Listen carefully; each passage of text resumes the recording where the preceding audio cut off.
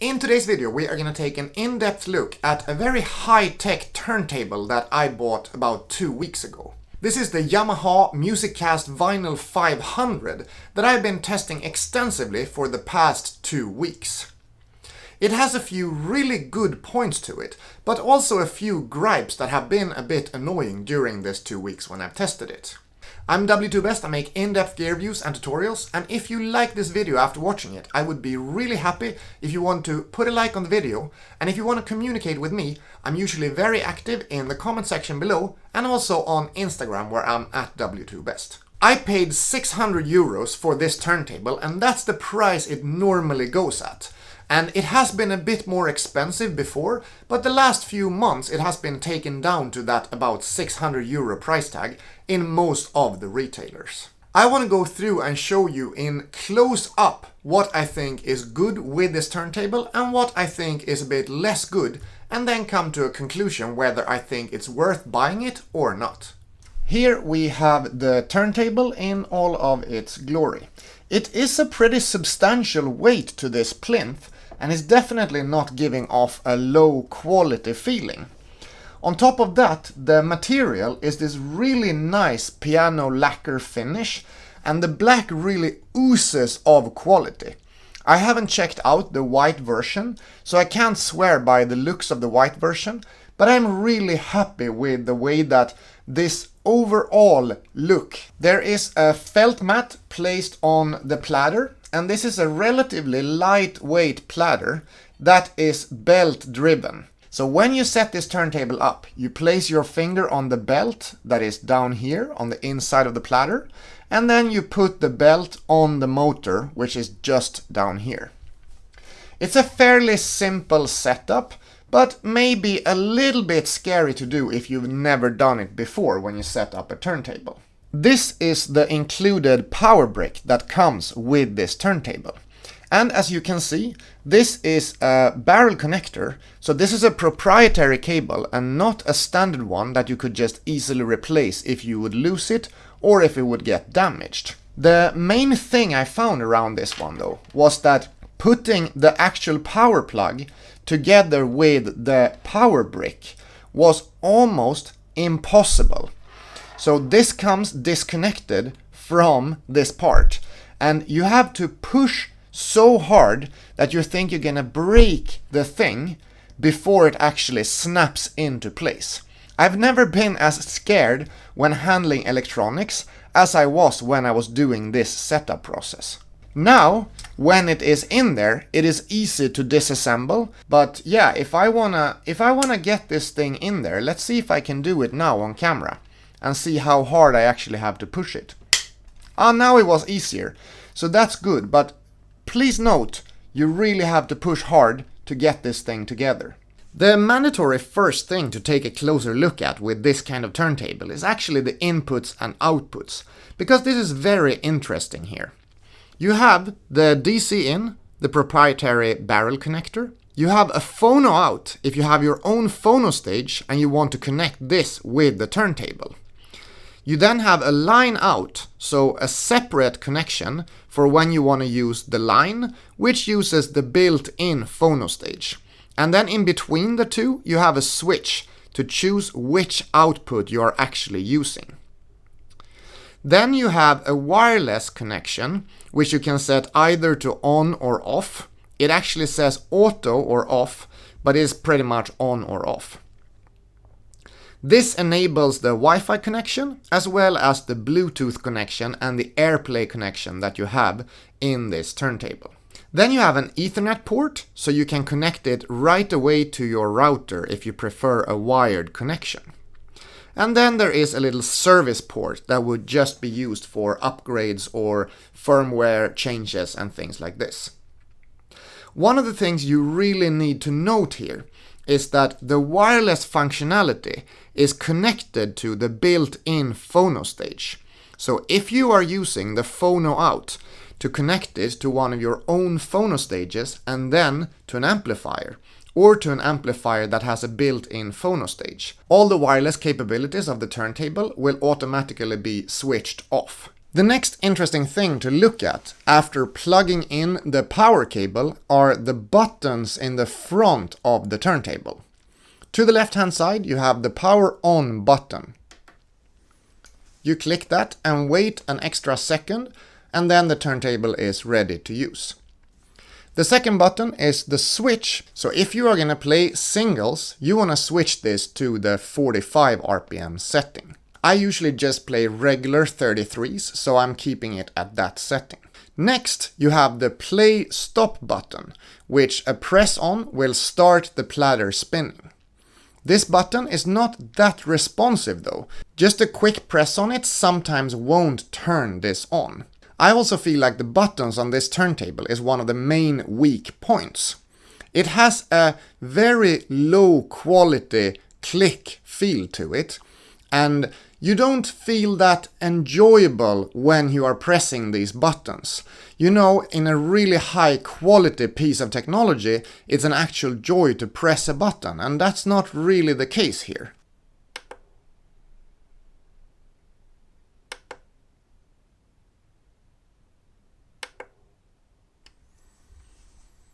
As you can see, the time for the platter to start spinning is really quick, so that's a good thing even though this is a belt-driven turntable. The next button here is the source button, and this is what makes this turntable unique compared to any other offering on the market. The regular source here is the phono or the line out, and you would use this to play this turntable as a normal one connected to your receiver. But when you switch this one time, you flip it over to be a Wi-Fi enabled machine. Basically what this means is it turns the turntable into a wireless streamer that you can then via Wi-Fi receive music into the turntable and then transmit that via your cable into your receiver that is not able to connect to a Wi-Fi connection. So that is your first button click. If you click it again, you switch source to Bluetooth, and then you can connect the turntable to your phone and transfer music or transfer your TV series that you're watching into the turntable and then into your receiver. With Bluetooth though, there is a bit of lag, so if you, for example, watch a video, you should know that there is a lag between the video that is being played and the audio coming out of the turntable.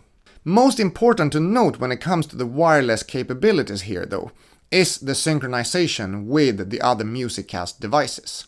So Yamaha's MusicCast system allows you to play music straight from this turntable and into all your other MusicCast devices on your network.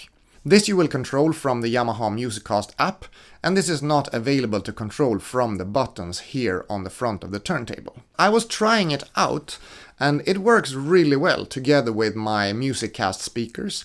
The only thing that is a little bit annoying is there is a tiny bit of delay in the transfer of the audio from the turntable over to the speakers, and if you sit near the turntable, you will hear the audio from the pickup, and you will hear that it's not completely synced with the audio coming from your speakers when transferring it over Wi-Fi. In terms of sound quality though, it is truly amazing how well this turntable can transfer audio over Wi-Fi. I can really not hear any difference when using the built-in phono stage to my speakers via a cable or while connecting straight to the speakers over Wi-Fi. I have been demoing some Bluetooth connected turntables before, and they are truly not as enjoyable to use because the compression of Bluetooth as a technology just make the audio that bad that it's not really worth having the high quality equipment and then transfer the audio over Bluetooth. The pickup in this turntable is an undisclosed Audio-Technica pickup with an Audio-Technica 3600 cartridge on it. And this is the cheapest Audio-Technica cartridge, and it tracks at 3 or 3.5 grams, but it actually sounds really good, and especially for the price it is at. I usually listen to a lot of vintage records that sometimes are not in the best shape, and I feel like being able to run this record player at a 3-gram tracking force, or sometimes 3.5, really helps with the tracking capabilities in those records that sometimes has both scratches and some deep level dust in them. And if you don't want to clean your records all the time, being able to run this kind of needle is actually a bit of a plus. Even though it would have been nice to see a record player that is as pricey as this at around 600 euros, coming with something a little bit nicer than that 3600 needle. Using this quick release mechanism, you can remove the pickup, and it has this standard connection, as you can see. So it will be very easy to transfer into a more high quality pickup than this guy. The pickup comes pre-installed, and you just have to slide it in and then turn this knob to be able to put it in place and be ready to start playing your records. Balancing the turntable's arm and pickup with the included weight is an easy process. You just follow the instructions and make sure the tone arm is completely balanced, and then set it to a tracking force of 3 or 3.5 grams. This whole unit here is actually a true joy to use, I think, and especially this lower and higher mechanism has a very high quality feel to it, and it's not at all flimsy as some other record players in a similar price level will be. So that is a big plus of using this record player. To start playing a record, you just want to unlock the tone arm. You want to have it in the higher position, and then you just put it on top of your record like that. After that, you want to make sure that you are in the record playing mode, which means that there is a white dot down there with the source. And then you want to press the play button so that the platter starts spinning. You then lower the tone arm and the record will start playing. Because of YouTube's copyright system, and also because of the digital compression of files, it's not really making sense to try to showcase the audio capabilities of a turntable like this. However, I can talk a bit about the sound qualities of it. For the price level and the price level of this pickup and cartridge, this turntable has an amazing sound quality altogether. It really shines in all the different genres that I usually listen to. And it has a very warm and kind of straightforward sound without being too harsh either in the high or the low frequencies. In general, I would say it's a bit more of a bassy turntable sound than those high trebles and high separations of treble heavy instruments. But I have truly enjoyed listening to my records in it, and I really gotta say, at the price level, I think this actually shines. It's a great sounding turntable, and when it comes to the sound quality, I really have nothing to complain. If you want it to sound even better, you can of course upgrade with an even higher quality phono stage. The built-in one is fine, but it's not a super expensive or high quality thing by any means. And also, of course, you have this pickup that you see spinning there. It's not an expensive pickup. You can really pick something up that is more expensive and then improve the sound quality with that setup. But you don't have to. And that's really nice. You actually get the whole package and you don't have to upgrade it for it to sound really, really good. It is as enjoyable as it should be already at that 600 euro price tag as it comes in at. So do I have any main negatives or cons with this player? The one thing I was mentioning before is the quality of the buttons. They just don't have an as good quality feel to them as the rest of the turntable. The second thing is, although this is a very high quality turntable with a lot of nice automatic and wireless features in it, it doesn't come with any form of auto lift or auto stop, and you could be listening quite far from where the turntable actually is. If you are using it like that, you know that it won't be stopping automatically, and you either need to walk up to the machine to be able to stop it, or you can actually, if you are running it over Wi-Fi, go into the app and then turn it off there. but you still need to remember to do that action manually. And that is a little bit annoying. The third thing I found a bit annoying is when you are running this with the wireless network feature. There is a bit of delay, and if you sit near the turntable, you will hear the audio from the pickup, and that is not going to be synced with the audio from your speakers. And if you've ever run a turntable into a computer, for example, converting it into digital files, you know about that little delay that happens when you want to transfer your analog sound into digital, and then in this case back to analog in the speakers. And there is a little bit of a potential for an annoyance, but it's not a huge one, it's just something to be aware of. The fourth thing that I think is less than ideal is the fact that when you have switched it over to run over the phono stage, you can't use the wireless capabilities of the turntable.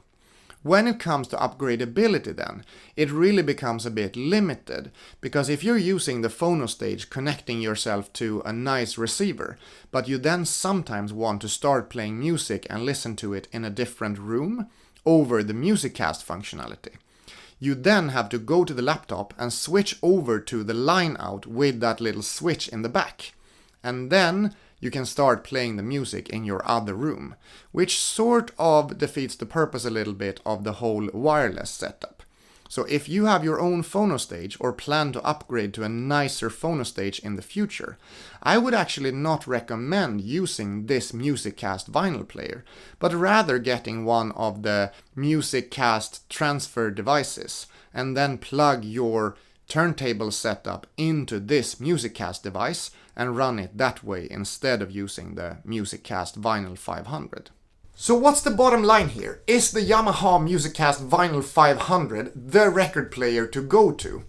I would say that if you have any kind of relationship with the MusicCast system, it is really nice to be able to get a record player that completely syncs with the rest of your MusicCast system.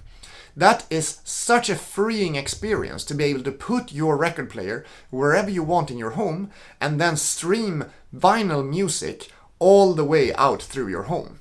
Even if that maybe loses a tiny bit of audio quality, it's not enough of an audio quality loss to actually notice it with this kind of system. So that's a truly great setup. The other setup that it's really good for is if you want to be able to play records but also stream music into a system that is not compatible with any of the streaming platforms or any wireless technology.